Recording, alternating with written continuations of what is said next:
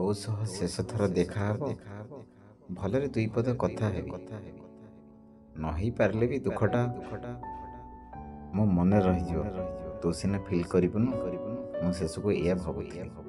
କିନ୍ତୁ ତୁ ଆଜି ଚାଲିଯିବୁ ବୋଲି ମୁଁ କେବେ ଭାବି ପାରିନଥିଲି। ମୋତେ ଜୀବନ ସାରା ଘାରି ହେବ ସୌମ୍ୟା। ଯେତିକି ସ୍ନେହରେ ତୁ ଦିଦି ବୋଲି ଡାକୁଥିଲୁ, ପଛରୁ ଆସି କୁଣ୍ଢେଇ ପକାଉଥିଲୁ, ସେ ସ୍ନେହ ଭଲ ପାଇବା ସବୁକୁ ସାଙ୍ଗରେ ନେଇ ଚାଲିଗଲୁ। ଯୋଉଠି ବି ଥା, ଭଲରେ ଥା। ମହାପ୍ରଭୁ ତୋର ଅନ୍ତର ଆତ୍ମାକୁ ଆଉ କଷ୍ଟ ନ ଦିଅନ୍ତୁ। ପୁଣି ଆଜି ସେ ବାଲେଶ୍ୱରର ଫକୀର ମୋହନଙ୍କର ଆଗରେ ତାଙ୍କର ଆଉ ଗୋଟେ ଦକ୍ଷଶିଳରେ ବସି ପାଠ ପଢ଼ିବାର ସ୍ୱପ୍ନ ଦେଖି ଚିରଦିନ ପାଇଁ ଆଖି ବୁଜି ଦେଇଛି।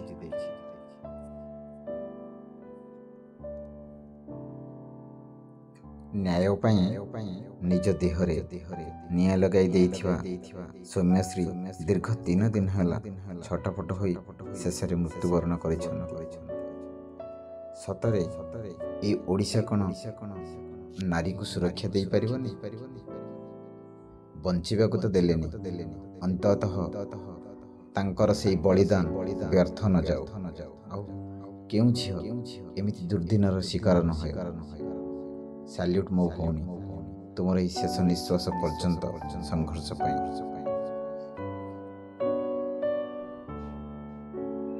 କିଛି ଲୋକ କହନ୍ତି, ନାରୀ ହେବା କ'ଣ ଅଭିଶାପ?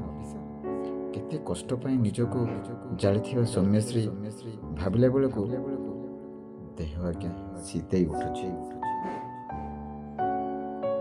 ତାଙ୍କର ସେଇ ବଳିଦାନ ଚିରଦିନ ପାଇଁ ଆଖିରେ ଜଳ ତ ନିଶ୍ଚିତ ଉଧାରିବ। ସେଥିପାଇଁ କିଛି ଭଉଣୀ ଏବଂ ମୋର ଭାଇମାନେ ନିଜ ଭାଷାର ପରିବର୍ତ୍ତନକୁ, ଆତ୍ମୀୟତାକୁ ଆଗେଇ ନେଇ ଲେଖିଛନ୍ତି, sorry sister, which your friends, college, family or someone could have made you feel safer and mentally stronger. We lost you because we made you lonely. At every college, we did not unity, care for each other and supportive environment full of empathy and respect to you. ଠିକ୍ ଅଛି, ଆଜି ସିନା ତମେ ଜଳିଗଲ, କିନ୍ତୁ ସତରେ ତମେ ଜଳିନ, ବରଂ ଜାଳି ଦେଇଛ ଆମର ସମସ୍ତଙ୍କର ମିଛମିଛିକା ମଣିଷପଣିଆ ଓ ଉନ୍ନତ ସମାଜର ଗଠନର ଅସ୍ପର୍ଦ୍ଧାକୁ।